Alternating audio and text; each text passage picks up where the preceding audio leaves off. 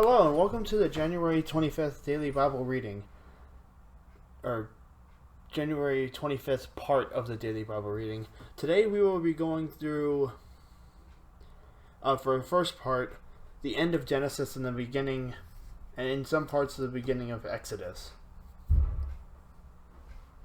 So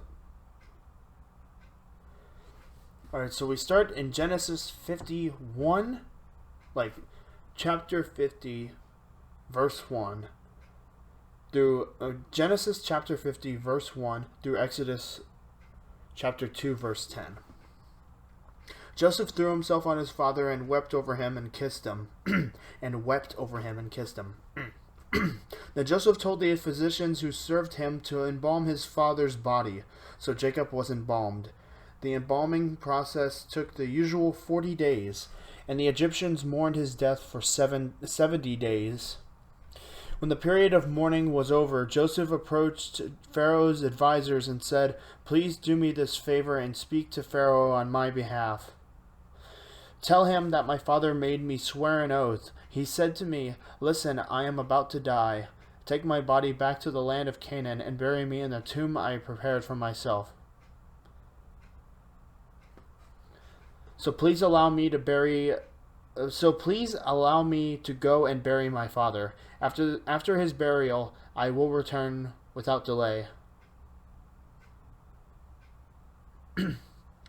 Pharaoh agreed to Joseph's request. "Go and bury your father as he made you promise," he said.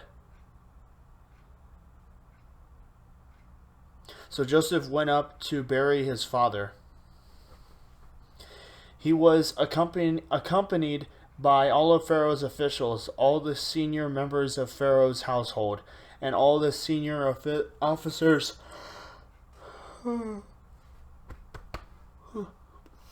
Sorry. Back a little bit. He was accompanied by all of Pharaoh's officials, all the senior members of Pharaoh's household, and all the senior officers of Egypt. Senior officers of Egypt.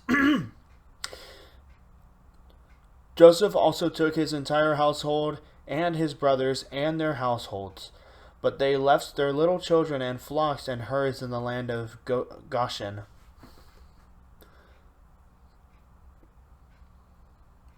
A great number of chariots and charioteers accompanied Joseph. When they arrived at the threshing floor of Atad, near the Jordan River, they held a very great and solemn memorial service with a 7-day period of mourning for Joseph's father. The local residents, the Canaanites, watched them mourning at the threshing floor of Atad. Then they renamed that place, which is near the Jordan, Abel Mizraim, for they said, This is a place of deep mourning for these Egyptians." So Jacob's sons did as he had commanded them.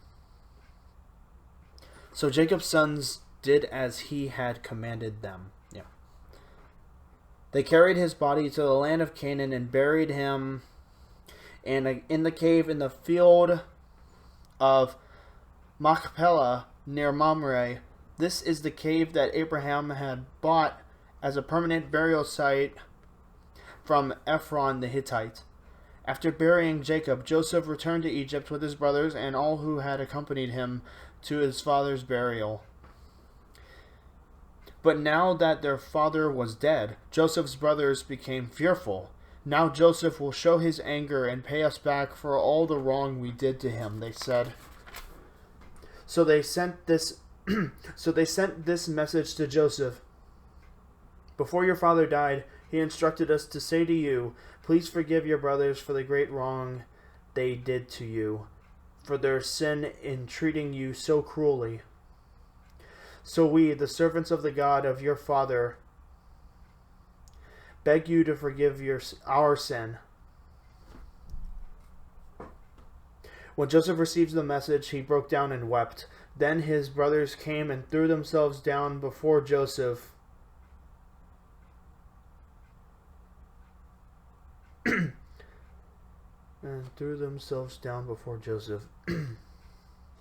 Look, we are your slaves, they said. But Joseph replied, don't be afraid of me. Am I God that I can punish you? You intended to harm me, but God intended it all for good. He brought me to this position so I could save the lives of many people. No, don't be afraid. No, don't be afraid. No, don't be afraid. I will continue to take care of you and your children. So he reassured them by speaking kindly to them. So Joseph and his brothers and their families continued to live in Egypt. Joseph lived to the age of 110. He lived to see 3 generations of descendants of his son Ephraim, and he lived to see the birth of the children of Manasseh's son Machir, whom he claimed as his own. Soon I will die, Joseph told his brothers, but God will surely come to help you and lead you out of this land of Egypt. He will bring you back to the land he solemnly promised to give to Abraham, to Isaac, and to Jacob. Then Joseph made the sons of Israel swear an oath, and he said, when God comes to help you and lead you back, you must take my bones with you. So Joseph died at the age of 110. The Egyptians embalmed him, and his body was placed in a coffin in Egypt. That ends it for Genesis. On to Exodus. These are the names of the sons of Israel, that is Jacob, who moved to Egypt with their father, each with his family: Reuben, Simeon, Levi, Judah, Issachar, Zebulun, Benjamin, Dan, Naphtali, Gad, and Asher. I should probably say Gad, and Asher. And Asher. In all, Jacob had 70 descendants in Egypt, including Joseph, who was already there. In time, let's see, did I read that right? In all, Jacob had 70 descendants in Egypt, including Joseph, who was already there. Okay. In time, Joseph and all of his brothers died, ending that entire generation. But their descendants, the Israelites, had many children and grandchildren. In fact, they multiplied so greatly that they became extremely powerful and filled the land. Eventually, a new king came to power in Egypt who knew nothing about Joseph or what he had done. He said to his people, "Look, the people of Israel now outnumber us, and look, the people of Israel now outnumber us and are stronger than we are. We must make a plan to keep them from growing even more. If we don't, and if war breaks out, they will join our enemies and fight against us. Then they will escape from the country." So the Egyptians made the Israelites their slaves. They appointed brutal slave drivers over them, hoping to wear them down with crushing labor. They forced them to build the cities of Pithom and Ramses as supply centers for the king. But the more the Egyptians oppressed them, the more the Israelites multiplied and spread, and the more alarmed the Egyptians became. So the Egyptians worked the people of Israel without mercy. They made their lives bitter, forcing them to mix mortar and make bricks and do all the work in the fields. They were ruthless in all their demands.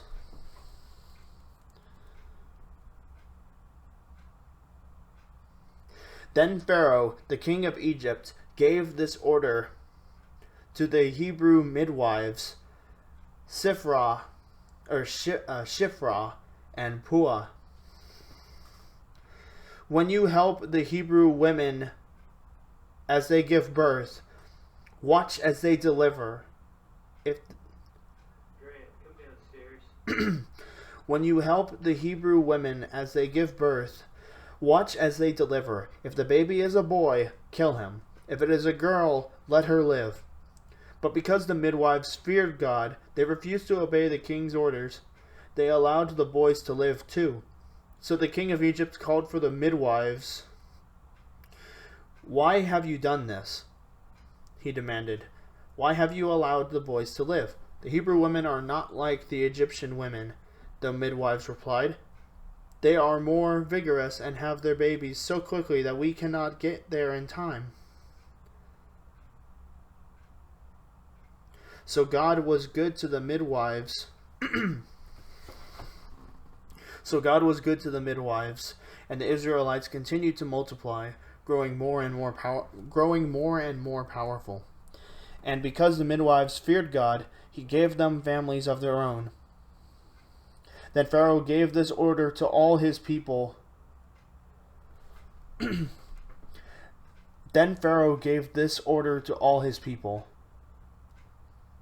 "Throw every newborn Hebrew boy into the Nile River, but you may let the girls live." About this time, a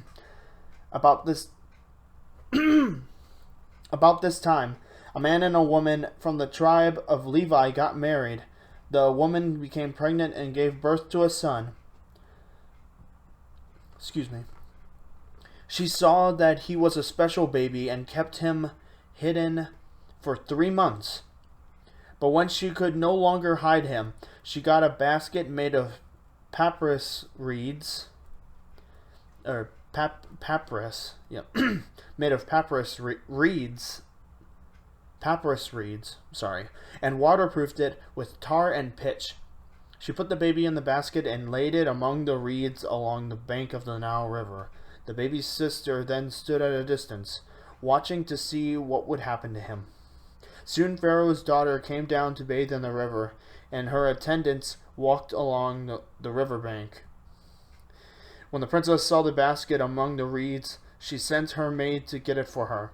When the princess opened it, she saw the baby. The little boy was crying, and she felt sorry for him. "This must be one of the Hebrew children," she said.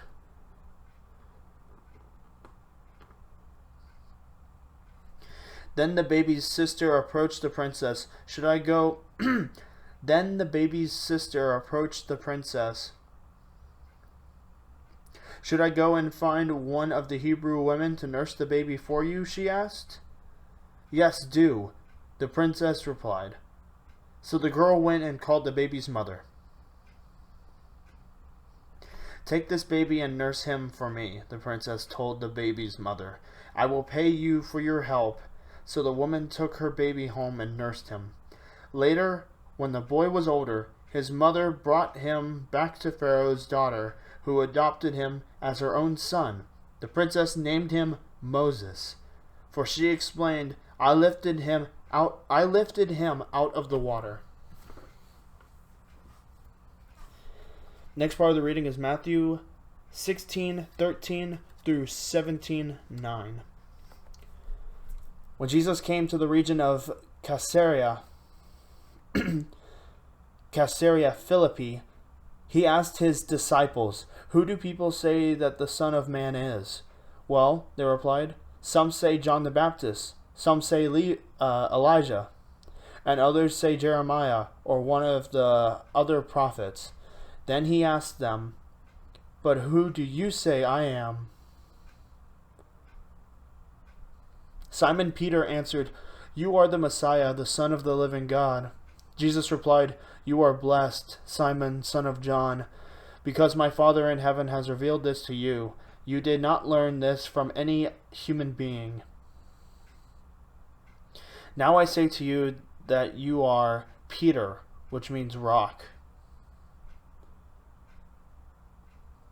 And upon this rock I will build my church, and all the powers of hell will not conquer it.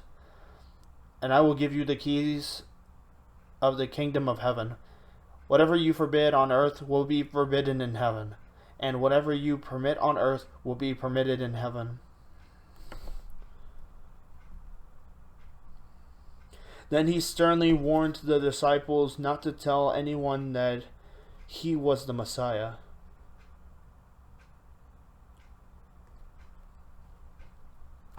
From then on, Jesus began to tell his disciples. From then on, Jesus began to tell his disciples plainly, that it was necessary for him to go to Jerusalem, and that he would suffer many terrible things at the hands of the elders, the leading priests, and the teachers of religious law. He would be killed, but on the third day he would be raised from the dead. But Peter took him aside and began to reprimand him. Reprimand him for saying such things. "Heaven forbid, Lord," he said. "This will never happen to you." Jesus turned to Peter and said, "Get away from me, Satan. You are a dangerous trap to me. You are seeing things merely from a human point of view, not from God's." Then Jesus said to his disciples, "If any of you wants to be my follower, you must turn from your selfish ways, take up your cross, and follow me. If you try to hang on to your life, you will lose it. But if you give up your life for my sake, you will save it." And what do you benefit if you gain the whole world but lose your own soul? Is anything worth more than your soul? For the Son of Man will come with his angels in the glory of his Father, and will judge all people according to their deeds. And I tell you the truth, some standing here right now will not die before they see the Son of Man coming in his kingdom.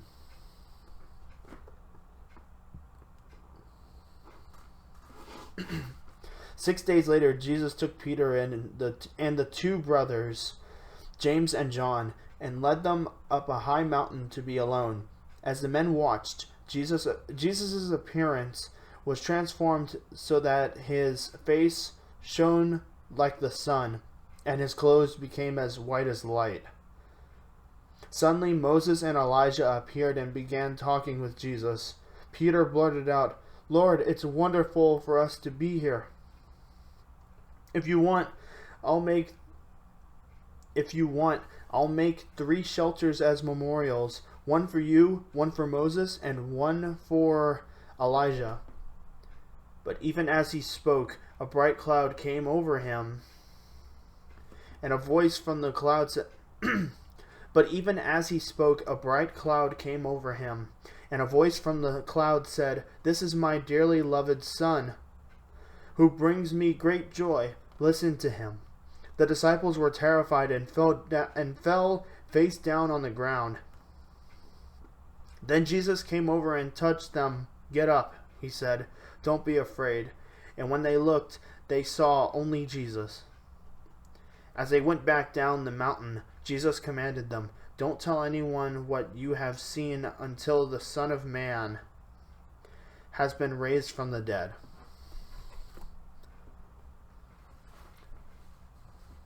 Next part of the reading is Psalm 21, 1 through 13. "How the king rejoices in your strength, O Lord. He shouts with joy because you give him victory. For you have given him his heart's desire. You have withheld nothing he requested. You welcomed him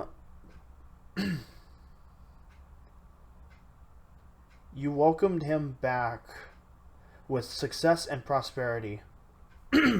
Sorry, let me do that again. "You welcomed him back with success and prosperity. You placed a crown of finest gold on his head. On his head. He asked you to preserve his life, and you granted his request. The days of his life stretch on forever. Your victory brings him great honor.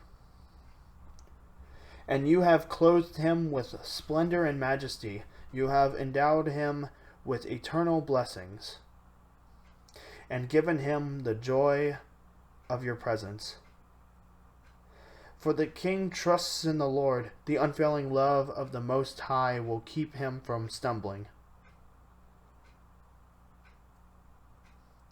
You will capture all your enemies. Your strong right hand will seize all who hate you. You will throw them in a flaming furnace when you appear. The Lord will consume them in his anger. Fire will devour them. You will wipe their children from the face of the earth. They will never have descendants. Although they plot against you, their evil schemes will never succeed, for they will turn and run when they see your arrows aimed at them. Rise up, O Lord, in all your power. With music and singing we celebrate your mighty acts.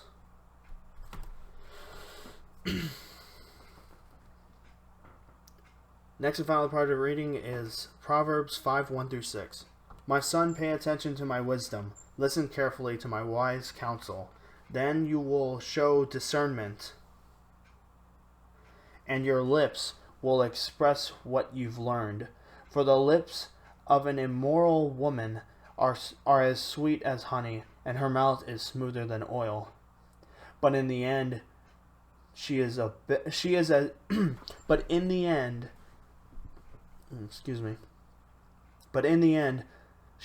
as bitter as poison, as dangerous as a double-edged sword. Her feet go down to death. Her steps lead straight to the grave. For she cares nothing about the path to life. She staggers down a crooked trail and doesn't realize it.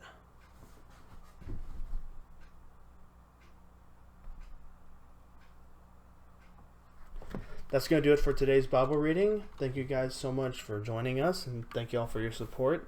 And we will see you all next time. God bless.